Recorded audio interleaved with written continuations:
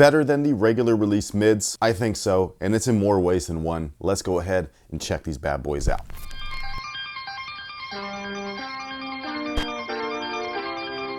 Hey, what's going on, guys? My name's Chris. Welcome back to the official WearTesters.com YouTube channel. Today we got a detailed look and breakdown on these bad boys right here. This is the Puma MB.04 Low in what is being dubbed the Alien Skins colorway. Now, before we get started, a couple of things off the top. First of which, there's only a few of these bad boys left, and I'm talking about a very few, like under 20. So thank you guys so much for supporting the launch. But if you are interested in grabbing one of these hoodies, do so now before it's too late. Links are down below in the description box, and you can find them exclusively over at cinceapparel.com. And with that being said, we have a quick word from today's sponsor, and that's the good folks over at Tester Up. Tester Up lets you earn money by testing out apps, whether that's by playing games or answering survey questions. All you have to do is sign up, pick an app to test, share your feedback, and start earning money.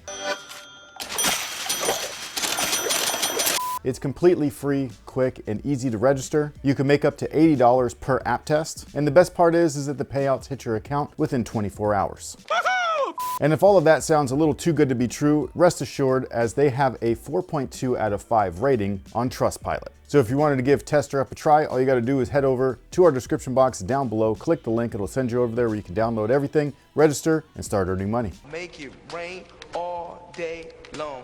Now, the packaging for LaMelo's line has been awesome all the way since the beginning. This one's no different. It looks very similar to what we've been seeing with the other launches of the MB.04s. The difference is that the contents inside feature these sexy low tops instead of the mids. Low tops are my jam, so this right here I just think is awesome. I didn't even remember that they were doing a low, so when these came in I was like, oh, this is sick. There's a few things that I absolutely love that they changed compared to the mids. There's a couple of things on here that I just simply wish weren't. First of which is the traction right here. The traction, it's not bad, but it's also not great. All the grooves that would be in typical or standard herringbone are, you know, spread out throughout and things like that, which is great. It's just that it's super compact and tight. So on select courts, this outsole right here just does not work for me. This is both indoors and outdoors. Some of the outdoor courts, it works great, but if there's some of the dirtier or dustier ones, not so much.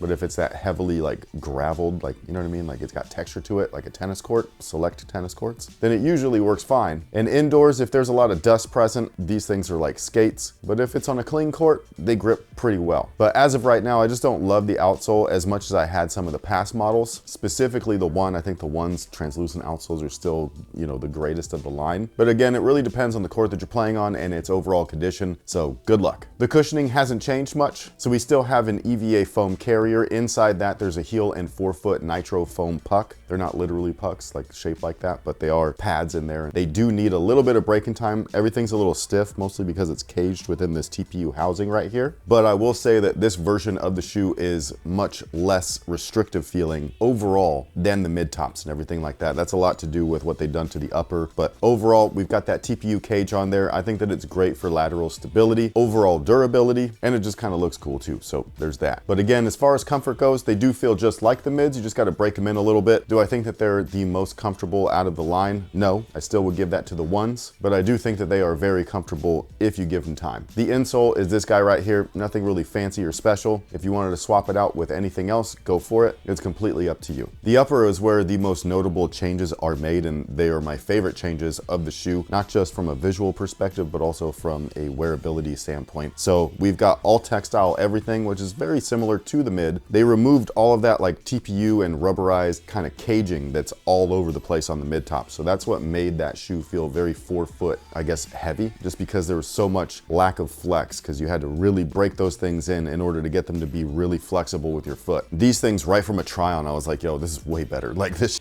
feels so much better than the mids. It was incredible. So yeah, some of you guys are gonna absolutely love this. Some of you might prefer the other one. Some people do like a more stiff ride. That's what she said. For me though, I think that this is a better move. It might not be quite as durable, but I think that it'll still last plenty long, you know what I mean? Like I don't think that you're gonna burn through the upper before you say burn through the outsole. And on top of that, you're not losing any of the cool design stuff that they actually put on all of his shoes. You're still able to fully print graphics and whatever weird colors and all that stuff throughout. So They didn't need the rubberized cage on there in the first place. So I think that removing it again was a great move. There is still some TPU materials. It's mostly in the high wear areas and stress zones like the eye stay, toe drag areas, stuff like that. I will say that the toe drag spot is different on a lot of shoes. So when you see little TPU welding pieces for toe dragging, sometimes it's a full bumper, sometimes it's right at the tip of the big toe. And then like this one here, it's on the inside, so the medial side of the big toe. And that's just the way that LaMelo moves his foot. So if you pay attention to his footwork, he crosses and drags this way, whereas Kyrie moves all over the place. He'll toe drag, all that stuff. So it's just a little bit different. You got to pay attention kind of to their footwork, and then you'll start to be able to see the, I wouldn't say exclusive design language, but why things are where they are and how they operate. The tongue is the one thing that I just wish was changed a little bit. I don't love the giant pull tab and the giant tongue and stuff like that resting on my shins and my ankles. I didn't love it on the mids. I still don't love it on the lows. I halfway want to cut this thing off. I just don't like ruining shoes like that, but in this case it might make sense. If you just cut it right above that halo, I think it'll still look kind of clean. Everything else about the collar and the sculpting and all of that stuff I love. I love the way that it feels. I love the way that it fits and sits around my ankles, my Achilles, my heel. I like the liner that they used inside. It's all super comfortable. So for all of that stuff, I think it's great. Just this, too much. Speaking of too much, this thing, bro, like it's cool, but it's also just a lot. You know what I mean? The way that it expands off the shoe is just kind of interesting, maybe on purpose. Maybe it's giving you that jarring kind of visual so that you'll talk about it. But yeah, it's just a little weird. I don't know. But maybe you love the visual. Who knows? Now, as far as sizing is concerned, they do fit true to size. Whatever you typically wear, that is exactly what I would order. If you already have the mids, order the same exact thing with these guys. They fit exactly the same. It's just that toe area or that whole forefoot area really feels a lot less restrictive without all of that TPU and plastic on there. These feel great. Wide footers, I definitely would recommend trying them on in store if possible, just to be safe. These are, I wouldn't say narrow, but they're definitely snug. There's a lot of padding in there, not just around the rear, but the tongue also. So just try them on in store if possible. If not, obviously order them online. And again, if you have the mids, order the same size. You should be good to go. By the way, if you've skipped any of the LaMelo releases, all you have to know is that they use the same last on every single model. So whatever you wore in the previous, that is what I would recommend for the newer ones. So whether you only wore the ones or the twos, same last for all four of them, and you should be fine. And with all of that being said, what is today's user submitted question of the day, assuming that you didn't hijack this one?